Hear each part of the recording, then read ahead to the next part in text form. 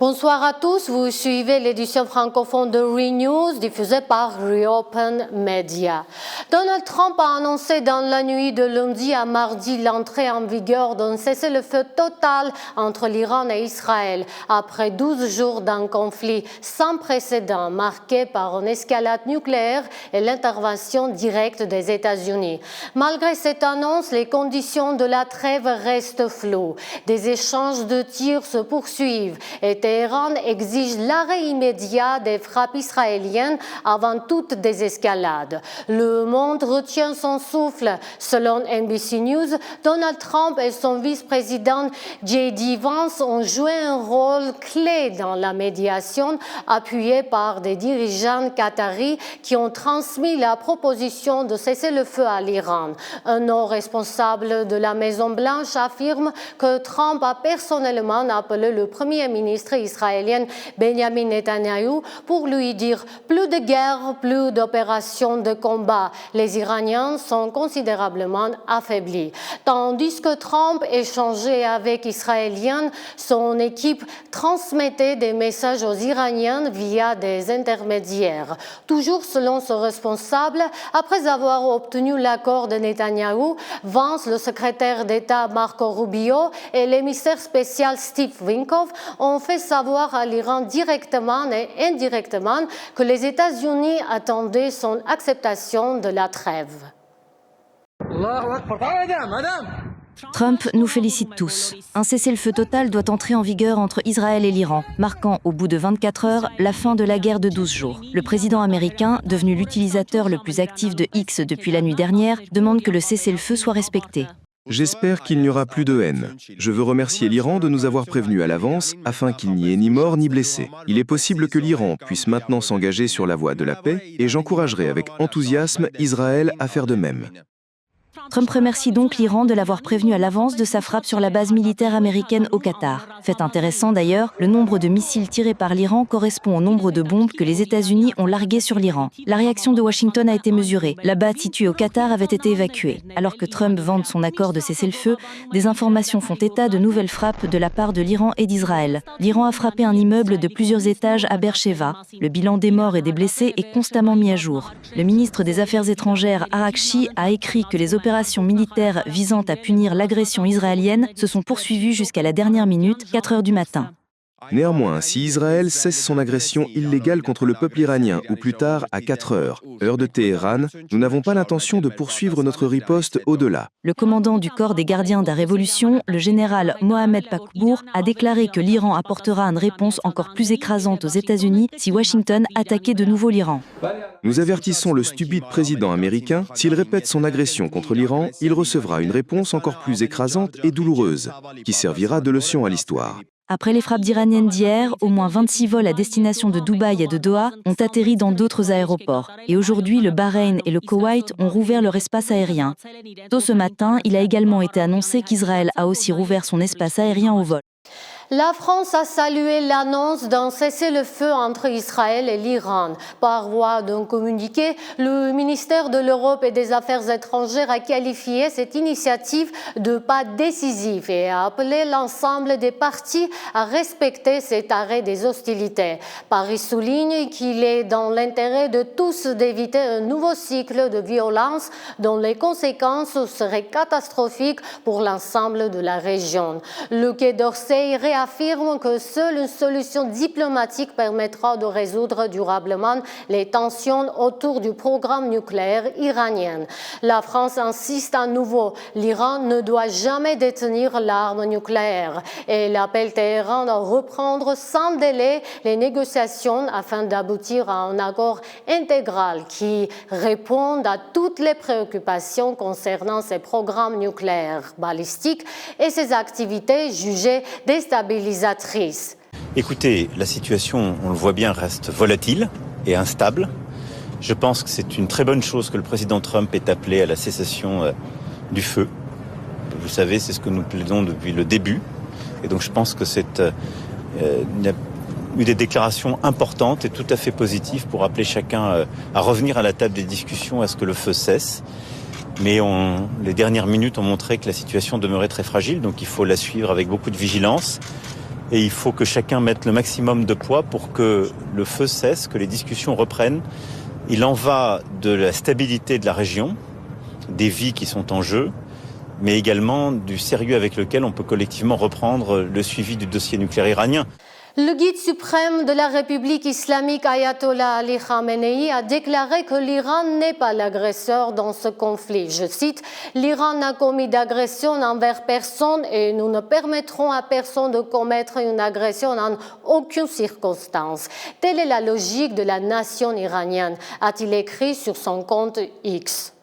Sur fond de la montée des tensions internationales autour de l'Iran, on observe régulièrement en Azerbaïdjan une intensification de l'activité de divers groupuscules douteux qui organisent des marches, scandent des slogans sur le soi-disant l'Azerbaïdjan du Sud et lancent des appels pour, selon leurs propres termes, renverser les mollahs. Sur l'une des chaînes de la télévision d'État iranienne, le célèbre analyste Dr Hoshem, une personnalité ayant des liens avec le corps des gardiens de la révolution islamique, a évoqué les actions que l'Iran pourrait envisager, y compris une frappe contre l'Azerbaïdjan.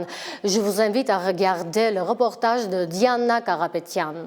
Les relations entre Iran et Azerbaïdjan se sont souvent tendues ces dernières années, en raison d'une série de facteurs, notamment les liens étroits de l'Azerbaïdjan avec Israël, les préoccupations de l'Iran concernant le soi-disant corridor de Zangezur et la question de la population azerbaïdjanophone en Iran. Dans ce contexte, le discours enflammé du chanteur religieux chiite Gholam Reza Golizadeh contre Bakou, qui s'est tenu à Ardabil au début de l'année, a été particulièrement marquant. L'ayatollah Seyed Hassan Ameli, qui dirige la prière du vendredi à Ardabil, a lui aussi régulièrement tenu des propos anti-azerbaïdjanais, accusant ouvertement l'Azerbaïdjan de collaborer avec Israël. Cette rhétorique venue d'Iran n'est pas restée sans réponse en Azerbaïdjan. Gabil Husseynli, maître de conférence à l'université de Bakou et conseiller principal d'Ilham Aliyev, a déclaré « Mon peuple, les azerbaïdjanophones d'Iran, est prêt à se soulever et à expulser les mollahs. Notre peuple sera capable de loger des balles dans la tête du mollah d'Ardabil, l'ayatollah Seyed Hassan Ameli. » Mikhail Djabarov, ministre de l'économie de l'Azerbaïdjan, a tenu des propos encore plus virulents à l'encontre du religieux iranien. Nous décapiterons Amélie sur notre propre sol à Ardabil. Sur l'une des chaînes de la télévision d'État iranienne, le célèbre analyste Khoshem, une personnalité liée au corps des gardiens de la révolution islamique, a présenté des actions que l'Iran pourrait envisager dans la situation actuelle. Selon lui, l'Iran examine la possibilité de frapper le territoire de l'Azerbaïdjan avec deux objectifs principaux. Couper la source d'approvisionnement de carburant des chasseurs israéliens, car selon lui, ils sont ravitaillés en Azerbaïdjan, et prévenir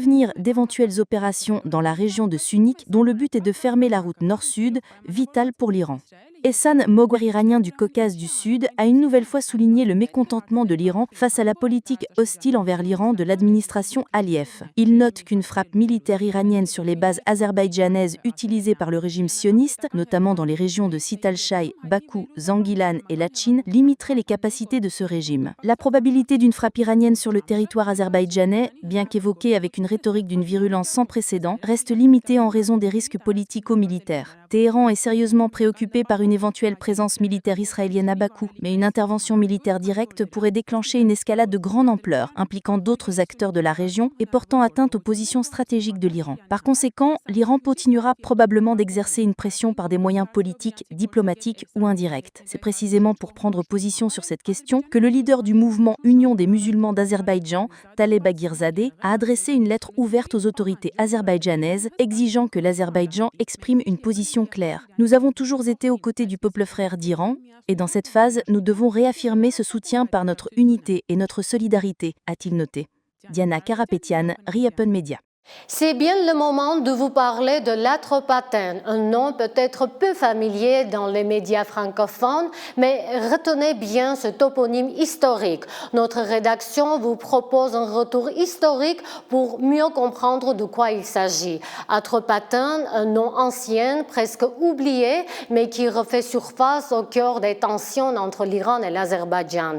Cette région historique située au nord-ouest de l'Iran est aujourd'hui l'objet de récits concurrents et de revendications identitaires. Pour comprendre l'enjeu symbolique et politique de ce toponyme, il faut remonter aux racines même de l'histoire de la région. Le reportage d'Anna Haroutunian. Le mouvement appelé Réveil national de l'Azerbaïdjan du Sud exhorte régulièrement, dans ses derniers communiqués, la population turcophone d'Atropatène à s'unir et à s'opposer au régime iranien, qu'il accuse d'une politique prétendument belliciste. Selon les iranologues, ces appels, générés pour l'essentiel depuis l'étranger, portent en eux potentiel d'éroder la cohésion interne de l'Iran et de menacer la stabilité régionale. Les plus récentes déclarations du dirigeant du mouvement du Réveil national de l'Azerbaïdjan du Sud, relayées par la presse, s'adressent pour l'essentiel depuis l'étranger aux turcophones d'Atropatène. La réaction sur le terrain reste difficile à évaluer faute d'informations, mais il est clair que les tenants de l'idéologie panturquiste constituent pour l'instant un groupe plutôt marginal. Les idées souvent véhiculées à propos d'Atropatène, en particulier les chiffres concernant le nombre d'Azerbaïdjanais vivant en Iran, ne correspondent pas toujours à la réalité et sont fréquemment exagérées. Ainsi, l'affirmation propagandiste, selon laquelle jusqu'à 50 millions d'Azerbaïdjanais vivraient en Iran, est récurrente, alors que le total des turcophones d'Atropatène et des autres régions s'élève à environ 11 millions. Atropatène est le toponyme originel transmis par les sources arméniennes. Plus tard, sa prononciation en persan classique arabisé a donné Azerbaïdjan, puis Azerbaïdjan. Cette dénomination devint un enjeu politique. Ainsi, le nom Azerbaïdjan, qui n'avait jamais désigné le territoire de l'actuelle République d'Azerbaïdjan, lui fut finalement attribué. L'azerbaïdjanisation d'Atropatène, puis l'idéologie consistant à intégrer artificiellement sa partie méridionale dans un ensemble septentrional fictif, relèvent selon les turcologues d'un projet pantouranien à long terme. Cette politique a commencé à être utilisée contre Iran. On propage l'idée d'un Azerbaïdjan uni, suggérant que les parties dites septentrionales et méridionales devraient se réunir pour former un seul Azerbaïdjan turc. Nous y voyons clairement l'influence des idées panturquistes. Pour Annie Margarian, la question de l'identité des turcophones vivant en Iran est cruciale. Il s'agit avant tout d'une identité iranienne. L'Iran a déjà montré dans des moments de crise comment se forment des mécanismes de résistance collective, notamment pendant la guerre Iran-Irak des années 1980. Au début de la guerre Iran-Irak, Saddam Hussein a envahi la province du Rouzestan en misant sur l'appui de forces séparatistes locales. Le calcul était totalement erroné. Cette guerre a montré comment tout le monde s'est rallié autour de l'identité iranienne pour défendre la patrie, l'Iran. Selon elle, le même schéma pourrait se reproduire aujourd'hui, en dépit de la propagande et des ressources consacrées depuis des années à cette cause, qu'elles proviennent d'Azerbaïdjan, de Turquie, parfois aussi d'Israël ou des États-Unis. C'est précisément sous la menace de ces ingérences extérieures que se pose la question des répercussions possibles pour l'Arménie. Des préoccupations sécuritaires existent et doivent exister, surtout lorsque l'attention de l'Iran est mobilisée ailleurs et que des pertes lui sont infligées. Cela devrait nous inciter à la réflexion et au calcul précis de nos prochaines étapes. Le discours politique qui se déploie autour d'Atropatène, entrelacé de mythes historiques et d'influences extérieures, révèle la fragilité de l'équilibre régional. D'autres récits circulent. On affirme par exemple que des chasseurs et des drones pénètrent dans l'espace aérien iranien depuis l'Azerbaïdjan, ou encore que lorsque l'Azerbaïdjan a rouvert le poste frontière d'Astara après 6 ans de fermeture, des espions du Mossad sont entrés et sortis d'Iran. Les habitants d'Atropatène partagent aussi ces impressions. Malgré les appels panturquistes, l'unité interne de l'Iran demeure stable selon les experts. Toutefois, les tensions émergentes représentent un défi supplémentaire pour la sécurité de l'Arménie dans le contexte des ambitions potentielles de l'Azerbaïdjan. Dans cette conjoncture géopolitique complexe, estiment nos interlocuteurs, l'Arménie doit agir avec des calculs précis et une détermination inébranlable pour préserver ses positions et promouvoir la paix régionale. Depuis sa cellule, Samvel Karapetyan rompt le silence. Arrêté le 18 juin à Yerevan et placé en détention sur décision de justice à la suite d'accusations de tentative de renversement par la force du gouvernement de Nikol Pachinian, le milliardaire russo-arménien livre aujourd'hui son 5e message puissant, à la fois plaidoyer et réquisitoire. Dans cette lettre transmise par ses avocats, l'homme d'affaires le plus riche d'origine arménienne, connu pour ses dons considérablement à l'Église apostolique arménienne, dénonce la dérive autoritaire du pouvoir et la désintégration du lien entre l'Arménie et sa diaspora. Dans un passage particulièrement incisif, Karapetyan revient sur l'état du paysage politique arménien qu'il décrit comme un cirque gouverné par un groupuscule mal éduqué et irrespectueux, incapable de tolérer les critiques, en particulier celles portées par des femmes politiques d'opposition. Qu'ont réussi à faire les autorités actuelles? Le paysage politique s'est transformé en cirque. L'Assemblée nationale s'est transformée en un grand ring de boxe. Incapable de supporter les critiques objectives, surtout celles formulées par des femmes politiques fortes telles que Anna Grigorian, Christine Vardanian, Agnesa Khamoyan, Anna Mkirtchan, Tagoui Tovmassian et d'autres, le petit groupuscule, n'ayant aucune réponse à apporter, se jette de temps à autre dans des rixes avec les responsables politiques qui défendent ces femmes.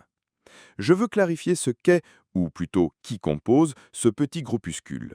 C'est l'aile mal éduquée et irrespectueuse du parti au pouvoir, contrat-civil, prête à la moindre allusion à bafouer toutes les valeurs du pays et à rabaisser tout ce qui est sacré.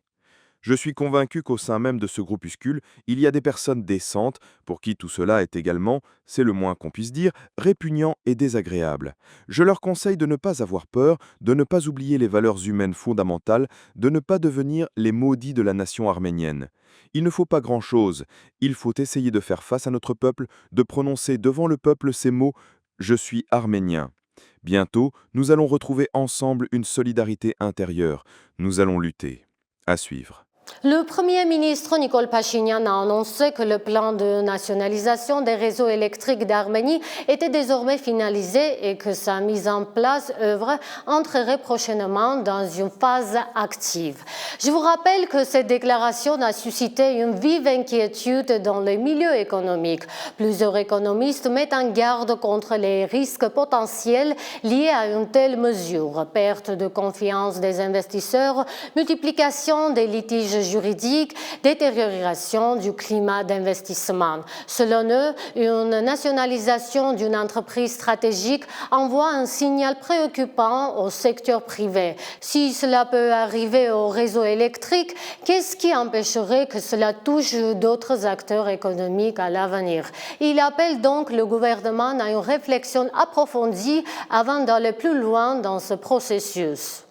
L'acteur arménien Guj Manukyan, artiste populaire de la République d'Arménie, est décédé à l'âge de 88 ans.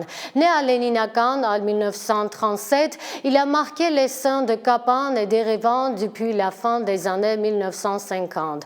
Parmi ses rôles les plus mémorables figurent Tigran le Grand, Saro, ainsi qu'un rôle tiré d'une œuvre d'Henri Troya.